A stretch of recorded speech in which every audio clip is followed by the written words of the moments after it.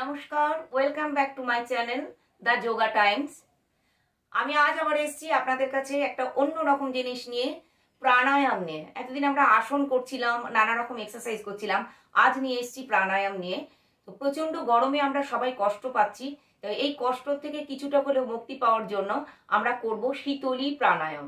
তো শীতলী প্রাণায়াম, শীতলী শব্দটা মানেই বুঝতে পারছেন ঠান্ডা, শীতল মানে ঠান্ডা। তো এই শীতলী প্রাণায়াম করলে পরে আমাদের শরীর অনেক ঠান্ডা হবে এবং আমরা অনেক গরমের থেকে মুক্তি পাবো। তো কিভাবে করব আমরা দেখুন, এইরকম ভাবে বসতে পারেন, সুখাসনে বসতে পারেন, বীরাসনে বসা যায়, অর্ধ পদ্মাসনে একটা পা তুলে এভাবে বসতে পারেন, বা যারা পদ্মাসন করতে পারেন তারা এরকম পা তুলে নিলেন, পদ্মাসনে বসলেন, পদ্মাসনে বসেও করতে পারেন। তো পদ্মাসনে বসলাম, বসার পরে কি করব, হাত দুটো জ্ঞান মুদ্রা রেখে একদম স্ট্রেট। এবার আমরা জিভটাকে দেখুন আমি কি করছি, জিভটা বার করে একটু ভাঁজ করব, টিউবের মতন এরকম ভাঁজ, এই যে এইটা বার করে জিভটাকে একটু ফোল্ড করব, দিয়ে শ্বাস নেব। শ্বাস নিয়ে আমরা আর ছাড়ছি না, শ্বাস নেওয়ার পরে থুতনিটা এই কণ্ঠার কাছে লাগাবো, এটাকে বলে জলন্ধর বন্ধ করে যতক্ষণ আমি শ্বাসটাকে আটকে রাখতে পারছি ততক্ষণ রাখবো।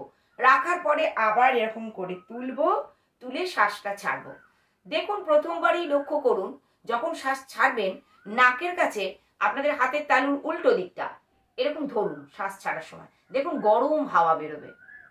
এইরকম করে কয়েকবার করতে করতে দেখবেন 7-8 বার করার পরে প্রথমবার আপনি হাত দিয়ে অনুভব করে নিলেন গরম হাওয়া বেরোচ্ছে, এবার ছেড়ে দিলেন। প্রতিবার যেমন করার করছেন, 7-8 বার করার পরে আপনি হাত দিয়ে দেখুন অনেক ঠান্ডা হাওয়া বেরোচ্ছে, অর্থাৎ ভেতর থেকে অনেক গরম বেরিয়ে গেল। বাইরের বাতাস, শীতল বাতাস নেওয়ার ফলে আপনার ভেতরটা ঠান্ডা হলো। তো আমরা করে দেখি। প্রথমে আমরা করছি শীতলী প্রাণায়াম।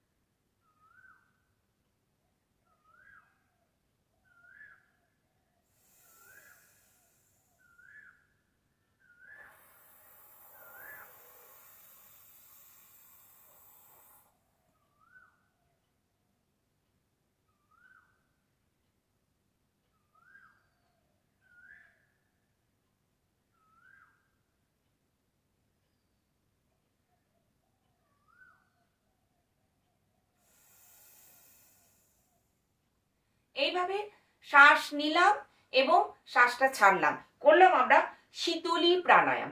এবার যাদের জিভটা ভাঁজ হচ্ছে না তারা তাহলে কি করবেন, যাদের জিভ ভাঁজ হচ্ছে না তাহলে কি করবেন না, তারা নিশ্চয়ই করবেন।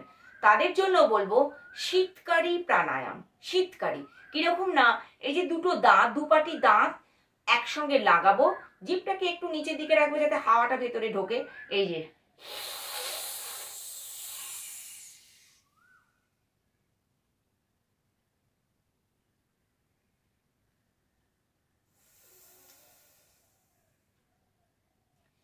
শুধু শ্বাস নেওয়াটা অন্যরকম, আটকে রাখা এবং ছাড়া একই পদ্ধতি। তো শ্বাসটা নেব কিভাবে, এই মুখের মুখমণ্ডলের এই যে মুখগহ্বর যেটা, সেখানটা আটকার জন্য এরকম করে পুরো মুখটাকে বড় করব। এর ফলে কি হবে, আমাদের মুখমণ্ডলের এক্সারসাইজ হবে, অর্থাৎ ফেসিয়াল এক্সারসাইজ একটা হবে। এই জায়গাগুলো চামড়া কুচকে যাওয়া, এখানকার ছোট ছোট পেশিগুলো অ্যাক্টিভ হবে অনেক বেশি। তো আমরা শীতকারীও করব। যাদের শীতলী প্রাণায়াম হবে না তারা শীতকারী প্রাণায়াম করুন, একই উপকার। কিন্তু যারা শীতলী প্রাণায়াম পারেন তারা শীতলীও করতে পারেন, আবার শীতকারীও করতে পারেন। তো আমরা তাহলে শিখলাম শীতলী এবং শীতকারী প্রাণায়াম করার ফলে গরম লাগাটা, অতিরিক্ত গরম লাগাটা কমে যাবে। তাই বলে কি শীতলী প্রাণায়াম করলে আপনাদের গরম লাগবে না? তা নয়, গরম লাগবে। আমি যে বসে আছি এখন ভিডিও করছি, আমি কিন্তু ফ্যান চালাইনি, এসি চালাইনি, এমনিই করছি। একটু কষ্ট হচ্ছে, কিন্তু অসম্ভব কষ্ট, অসহ্য ব্যাপার এটা হচ্ছে না, কারণ আমি প্রতিদিন শীতলী এবং শীতকারী প্রাণায়াম অভ্যাস করি। এটা এবার কিভাবে করব, মানে কখন করব? আপনারা অবশ্যই সকালের দিকে করলে খুব ভালো, যদি না পারেন সন্ধ্যেবেলাতেও করুন, কিন্তু খেয়াল রাখুন যে একদম ভরা পেটে আমরা করব না। যদি জল খাবার খান, অল্প হালকা জল খাবার খেয়ে থাকেন, 1 ঘন্টা পর করুন, কিংবা সন্ধ্যেবেলার কথা বলছি এটা। আর সকালে তো আপনারা খালি পেটেই করতে পারবেন, ভীষণ ভালো উপকার পাবেন। এবার আসবো কারা কারা করতে পারবেন না। যাদের ব্রঙ্কাইটিস আছে, যাদের অ্যাস্থমা আছে, যাদের হার্টের অপারেশন আছে, তারা এটা করবেন না। এছাড়াও যারা কনস্টিপেশনে ভোগেন, অর্থাৎ কোষ্ঠবদ্ধতা রয়েছে যাদের, তারাও এটা করবেন না। কেন করবেন না? কোষ্ঠবদ্ধতা আমাদের এখানে জঠরগ্নি উদ্দীপ্ত হলে পরে যেমন ক্ষুধা, মানে খাবার আমাদের হজম হয়, পাচন ক্রিয়া ভালো হয়, তার ফলে আমাদের যেটুকু পাচনের দরকার হলো বাকিটা বর্জ্য হয়ে বেরিয়ে যায় মলের মাধ্যমে।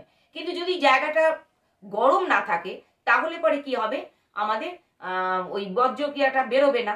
সেই জন্য যাদের কনস্টিপেশন রয়েছে তারা এটা করবেন না।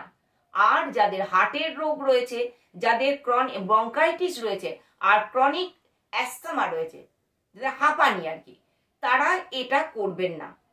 এছাড়া সবাই করতে পারবেন। এবং এইটার আরেকটা উপকার বলছি, যেসব মহিলাদের মেনোপজ হয়ে গেছে বা মেনোপজ হওয়ার টাইম হচ্ছে, মানে বিফোর মেনোপজ, তাদের প্রচন্ড গরম লাগে, হট ফ্ল্যাশ হয়, তারা কিন্তু সব সময় করতে পারেন। আর এই প্রাণায়ামটা শীতকালে করব না, শীতকাল বর্ষাকাল এগুলোতে করব না, বাকি অন্য সময়গুলো করব, কারণ এটা আমাদের শরীরকে ঠান্ডা করে। শীতকালে শরীর ঠান্ডা থাকে, আমরা শীতলী প্রাণায়াম করব না। বর্ষাকালেও আবহাওয়া ঠান্ডা থাকে, তাই বর্ষাকালেও আমরা করব না, বাকি সময়গুলো করব। কিন্তু যেসব মহিলাদের মানে মেনোপজ হয়ে গেছে বা মেনোপজের টাইম এসেছে, প্রচন্ড গরম লাগে, তারা কিন্তু এটা শীতকালেও করতে পারেন। অর্থাৎ প্রচন্ড গরম শরীরকে ঠান্ডা করার জন্য এটা করা যেতে পারে, সেটাও খেয়াল শরীরের অনুযায়ী, কিন্তু আর বাকি সময় করব না। তাহলে আপনারা খেয়াল রাখবেন, যারা হার্টের রোগী, যাদের কনস্টিপেশন রয়েছে, যারা ক্রনিক ব্রঙ্কাইটিসে ভুগছেন, বা যাদের হাঁপানি রয়েছে, তারা এই প্রাণায়ামটা করবেন না। বাকি যারা আছেন সবাই এটা করবেন। এটা করে দেখুন, আপনারা গরমের থেকে অনেকটা মুক্তি পাবেন। আশা করি এই প্রাণায়াম আপনাদেরকে অনেকটা স্বস্তি দেবে। বৃষ্টি হয়তো বৃষ্টি আসছে না, আমরা স্বস্তি পাচ্ছি না, আমি 100% নিশ্চিত আপনারা এই প্রাণায়ামটা করলে পরে অনেকটাই গরমের থেকে স্বস্তি পাবেন। আজকের মতন এইটুকুই। আবার আগামী পর্বে আসবো আপনাদের কাছে একটা অন্যরকম প্রাণায়াম নিয়ে। ততদিন আপনারা এটা অভ্যাস করুন এবং আপনারা গরমের থেকে মুক্তি পান। আমার মাঝে মধ্যেই দেরি হয়ে যাচ্ছে আসতে ব্যক্তিগত কারণে, আমি চেষ্টা করব আরো তাড়াতাড়ি আসার। ততদিন আপনারা অভ্যাস করুন। আর যদি আমার এই ভিডিও ভালো লাগে, আপনারা আপনার বন্ধুদের চারপাশে ছড়িয়ে দিন, শেয়ার করুন, লাইক করুন। অবশ্যই আমার এই ভিডিও বা আমার চ্যানেল যদি আপনাদের পছন্দ হয়, তাহলে আপনারা সাবস্ক্রাইব করুন। নমস্কার। ততদিন আপনারা, আমি আবার যতক্ষণ না ফিরে আসছি, আপনারা ততদিন এগুলো অভ্যাস করুন। ভালো থাকুন। অনেক অনেক শুভেচ্ছা এবং ধন্যবাদ।